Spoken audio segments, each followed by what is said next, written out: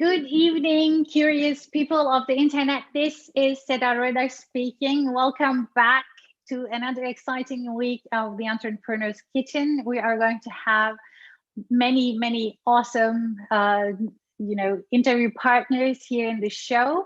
And tonight I'm really proud to reconnect with an old friend, Tomas Björkman. He is right now in Stockholm. First, say hi to Tomas. Hello, Tomas. Hello, Seda. Wonderful to be in the kitchen with you. Wonderful to see you too.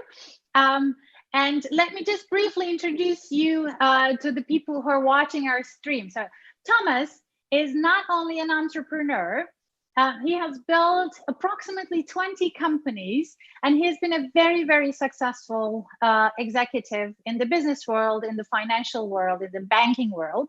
And then he says, I'm done, and devotes himself to making this world literally so much more of a better place by trying to understand and improve the inner workings of systems and even people with the Ekskäret Foundation, and we're going to talk about that.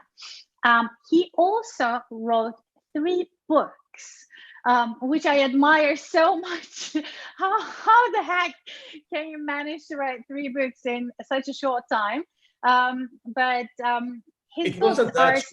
It wasn't that short time. I mean, it's 10 years ago since I started, since I left banking and started my foundation. And the first one I had actually been working on a few years while still in the banking industry. Sorry for interrupting you there. No, that's perfect. But I mean, still, when we think about the academic world, 3 books in 10 years is quite fast, actually. And let's talk about the books a little bit. The first one was The Market Myth, right? Yeah. And then the second one was The World We Create. No, was that the last one? No, I'm right? It depends on. If you talk about the English editions, then it was first The Market Myth. And then it was the Nordic Secret, together with my friend and colleague Lena Anderson. And then my latest book out in English is The World We Create. Yes, absolutely. All of which are really seminal works in terms of understanding the inner workings of our systems. Tomas, let's start talking about this transition in your personal life from the financial world into the philosophical world, and into actually also not only trying to understand these myths for yourself, but also sharing them with the world. So what was your inner driver? Why did you say, now I have to talk about these things? Yeah, it was probably through my experience as an entrepreneur. And as you mentioned, I started about 20 different companies or organizations, some small and unsuccessful, but some major ventures also in IT and property and in banking. And one of the things that I learned as an entrepreneur, and perhaps especially from my years in banking, where I was the chairman of a banking group in Scandinavia with offices in Stockholm, Gothenburg, Malmö, Oslo, and Helsinki. And running such a large organization, I came in contact with a lot of very interesting business consultants and leadership development consultants who really opened my eyes to the fact that when you in business are looking to hire, especially top executive, but I would say today that this is true for any employee in a company, but back then, top executives, the one thing you should really be looking for is this sort of quality of inner maturity. And to my surprise, these leadership consultants, they showed me how it was possible to actually facilitate this inner maturation and development. And today one could call it a development of awareness or even a consciousness development. And I could see how, and I also had the opportunity to participate in some of these personal development retreats. And I really could see how this helped both myself and also my colleagues to be able to see the world and to handle the world in a more deeper way, in a more complex way. And this made these people much, much better as manager, not only because they could handle their colleagues and personnel much better, but also because they were able to hold complexity, hold paradox, and be able to navigate a rapidly moving world. So my curiosity was awakened to the fact that if we in business understands the value and the importance of this lifelong maturation or consciousness development process, how come we are not at all today talking about this in society? If it's important in business, of course it must be important in society. And why isn't this lifelong development a natural goal for our schools, for our universities, and also for our lifelong learning, which is today very much focused, yes, on the fact of learning, but perhaps not this inner growth. So that was really the starting point. So when I left business 10 years ago, I really wanted to set up a foundation, and I did that in Stockholm. It's called the Ekskäret Foundation, the Oak Island Foundation. And we really concentrate on looking into the connection between our personal inner development and societal change, and how these things go hand in hand. And we do this both theoretically, but also practically. So we have our own retreat center on our own island called the Oak Island, where we, during the summers, have youth camps, and during the rest of the year, we have adult retreats and invitational conferences and other things in this area. Thomas, I'm really very much intrigued by this idea. And I'm also intrigued by the question of how can we bring these ideals that are based around personal development, inner growth, which gives us more fulfillment in life as well as people, which also change our view of, you know, what certain things actually mean. What is business? What is work? Why do I do certain things? So it also gives us a critical sense of, you know, sensing ourselves. On the other hand, it looks like we're pushed into a marketplace where these kinds of things are only reserved if you have the possibility to be, you know, kind of more relaxed. And so it looks like, you know, people say, let me take care of this first so I can, you know, later at some point, because it's just a nice to have, it's not a must. So how can we bring these things better together? Yeah, I think that's already happening actually, because still at a very, very limited scale, of course, but certainly many businesses, again, especially in the fast-moving technical world, start to realize that the world is now moving so fast that you cannot any longer just try to aggregate all the important information to a small executive committee, and then you take the strategic commitments and you do a 3-year plan, and then you implement it. So now, you know, more and more companies are talking about self-organizing organizations, and how do you empower all employees in a rapidly moving business to be able to take instant decision at frontline, taking into account the greater good for the company. So now it's not just the top executives that need to be able to hold the big picture and take decisions out of the big picture. More and more companies realize that this is a capacity that almost all employees need to develop.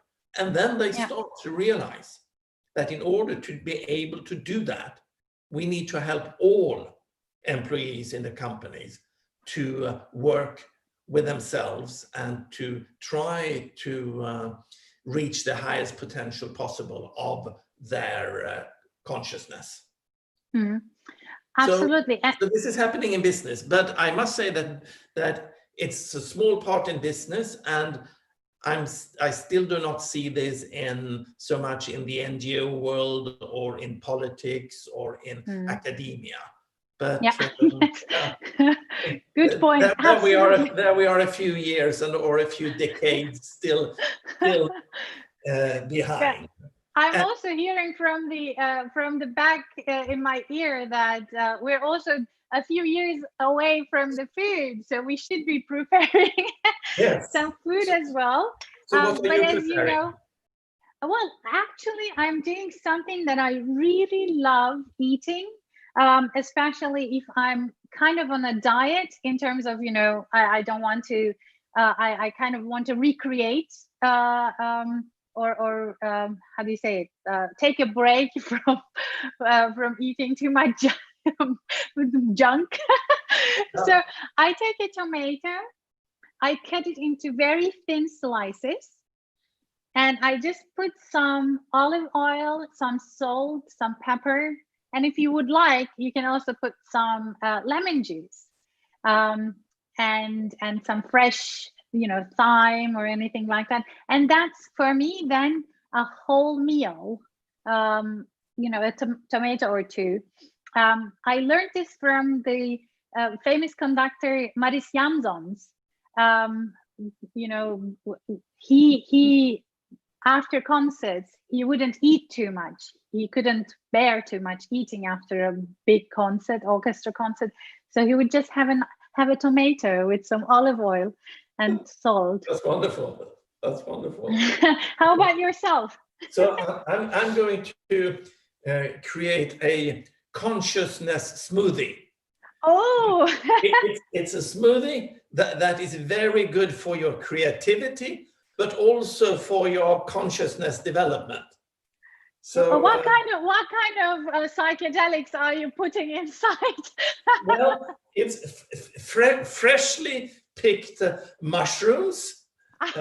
No, there are no secret mushrooms in this. It's actually blueberries. Ah, lovely.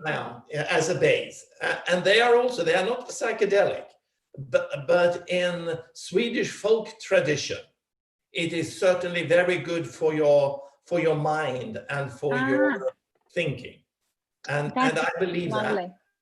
that. And then I have a bit of avocado in that, and then I spice it up with a bit of ginger.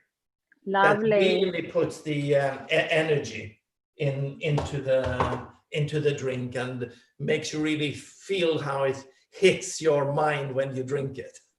That's really, I think I'm going to try it. Really, I love all the ingredients. I love avocado and the blueberries and ginger. So tomorrow I'm going to be doing it here.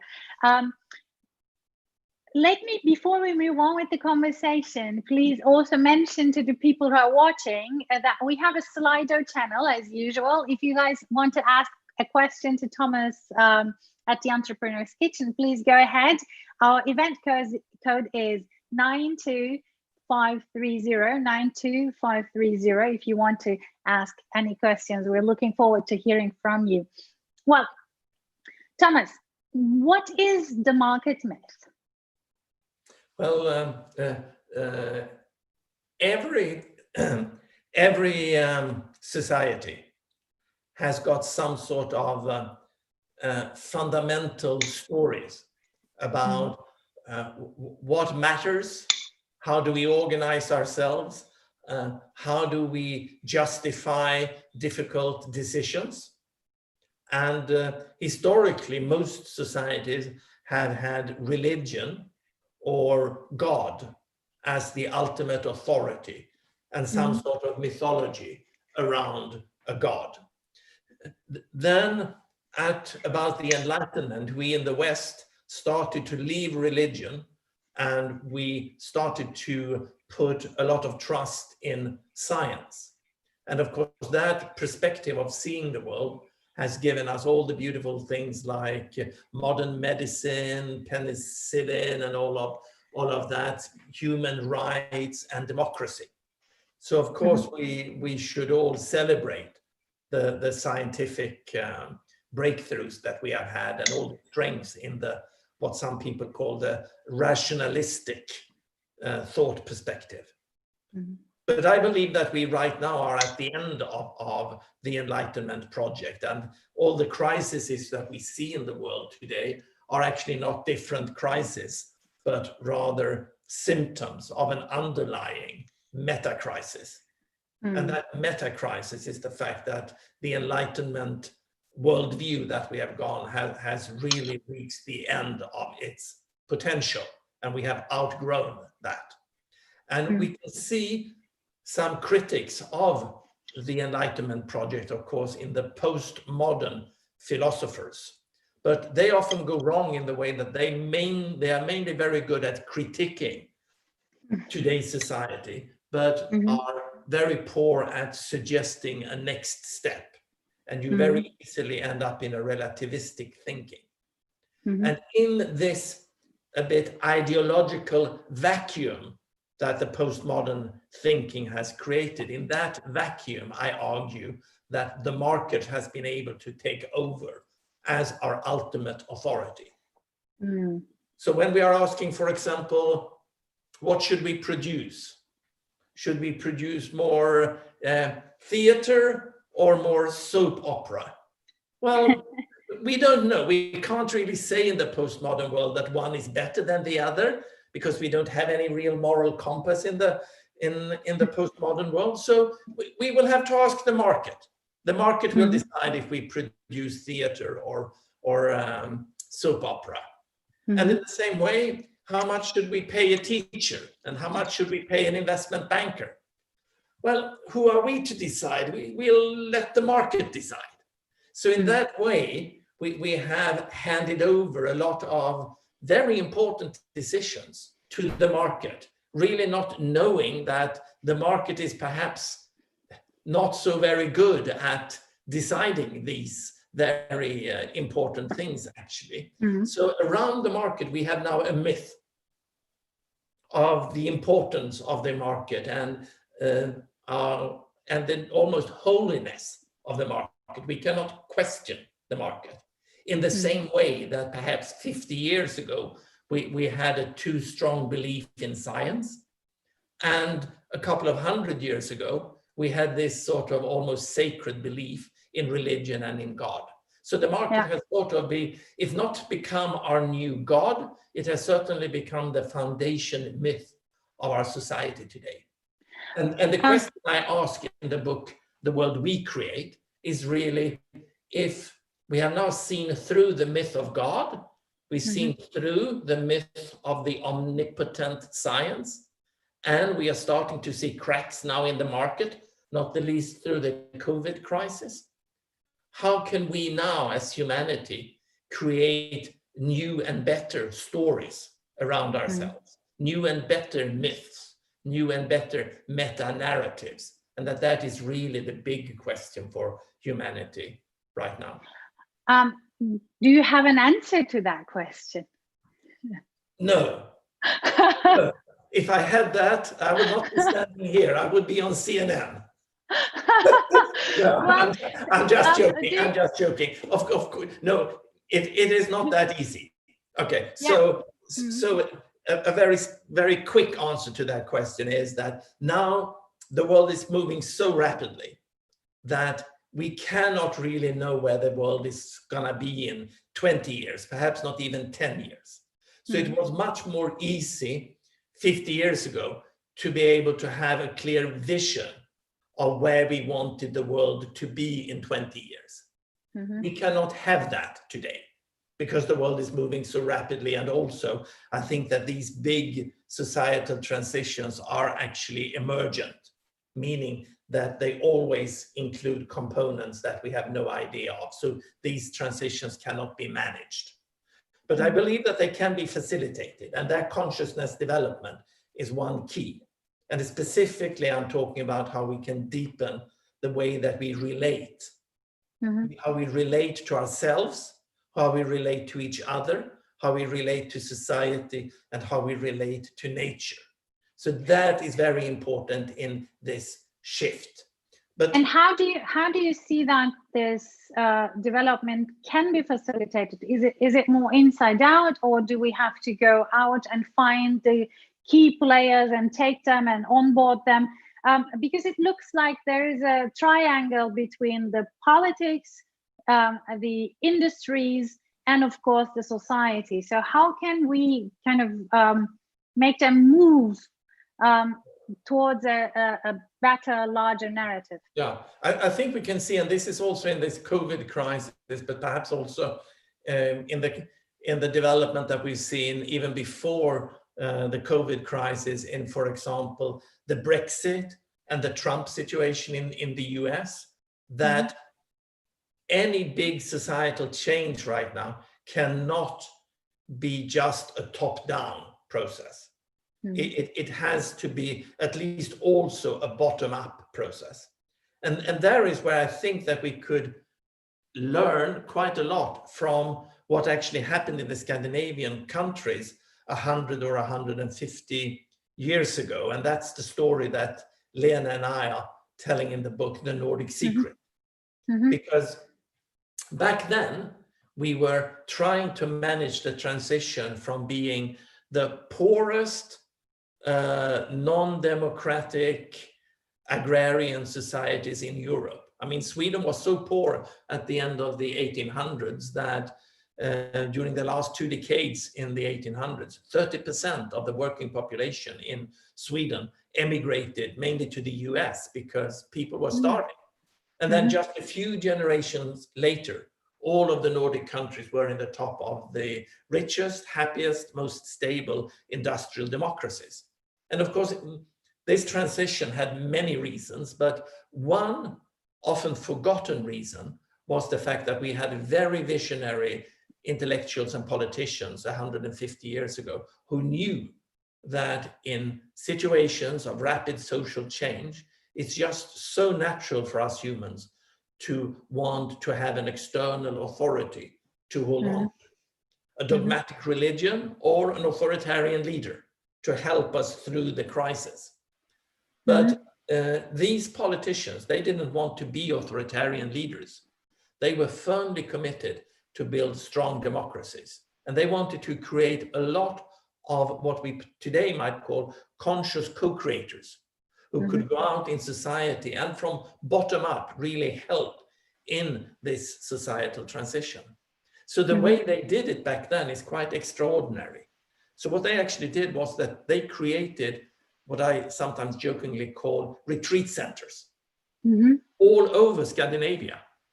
So by the turn of the last century, year 1900, there were 100 centers like this in Denmark, 75 in Norway, and 150 in Sweden, where young adults in their 20s could spend later on with full state subsidy up to 6 months in retreat, in small groups, out in nature, with the expressed aim to become grounded enough in themselves, not to be dependent on an outside authority, but rather connect with their inner compass.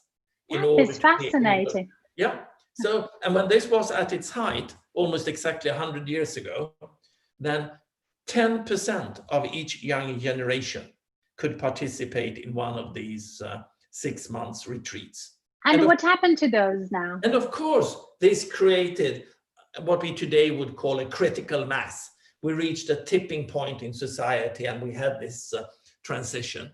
Because these people, they were not just a 10% elite, but they actually came from all different walks of life. And actually a majority of the participants came from working class or farming background. So can you imagine 10% of the population spread out everywhere in society, all thinking about how can I contribute to helping modernity come into fruition.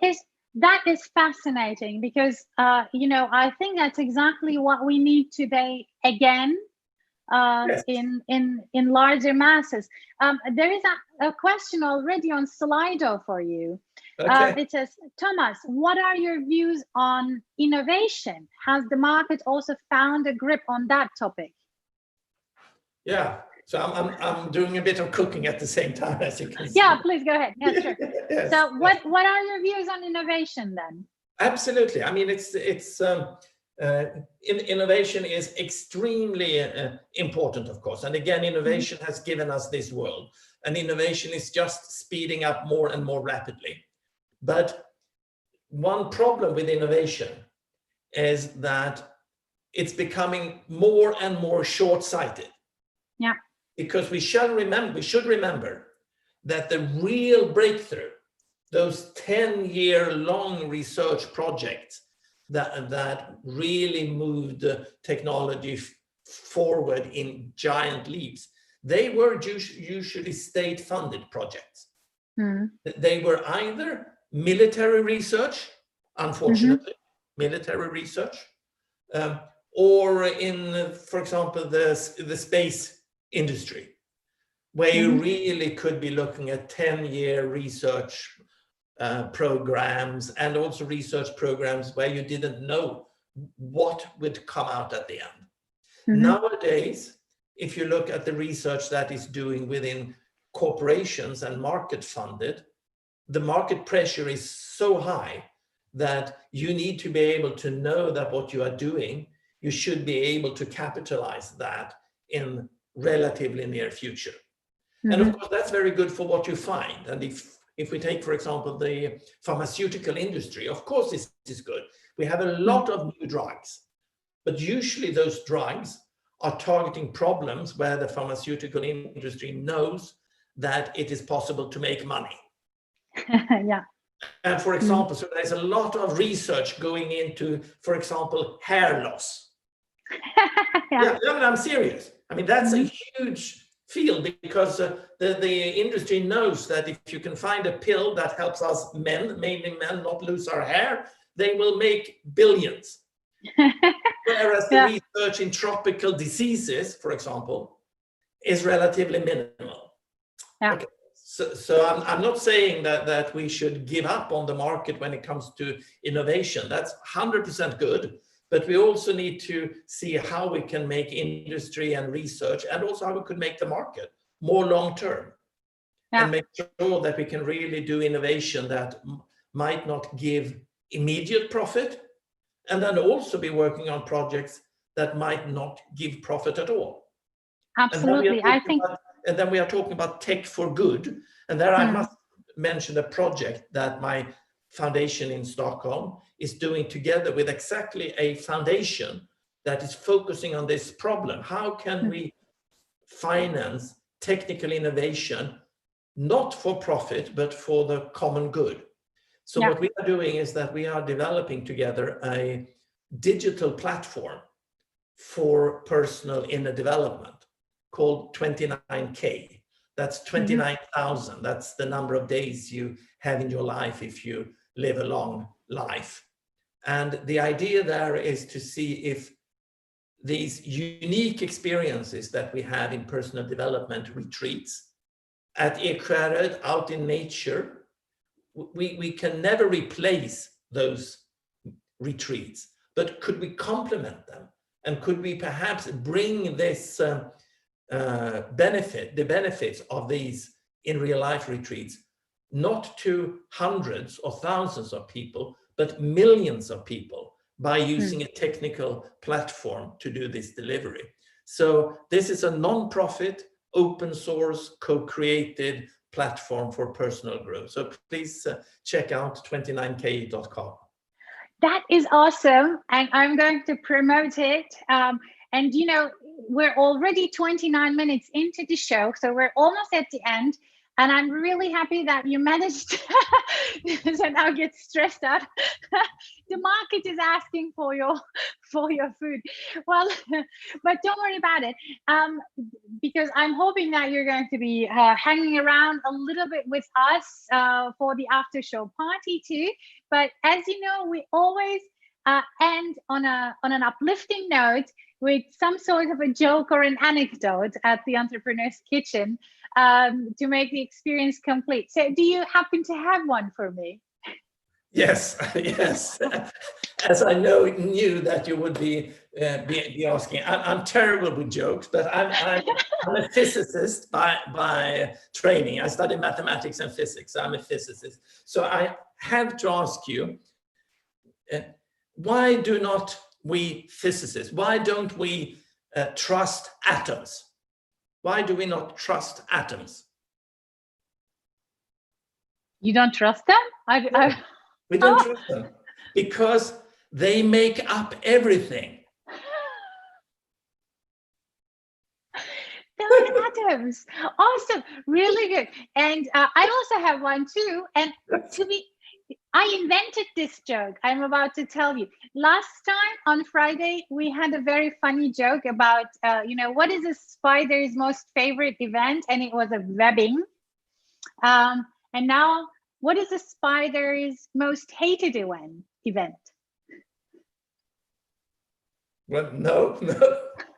A webinar.